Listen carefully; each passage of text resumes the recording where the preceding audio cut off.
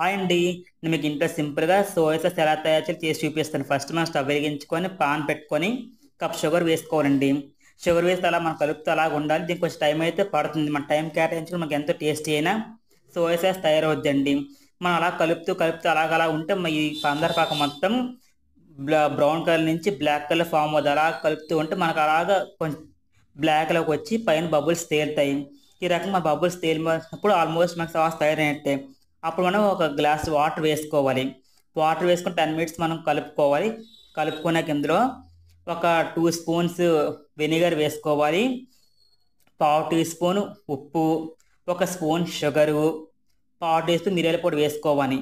ఇవన్నీ వేసి మనం కలుపుకొని 10 మినిట్స్ మరిగించుకోవాలి. తర్వాత ఒక గిన్నెలో మనం తీసుకుంటే మనకి ఎంతో టేస్టీ అయినా సోయా సాస్ తయారవుద్ది. నా వీడియో నచ్చితే లైక్ చేయండి. మరిన్ని వీడియో కోసం నా ఛానల్ సబ్స్క్రైబ్ చేసుకోండి. Bye bye.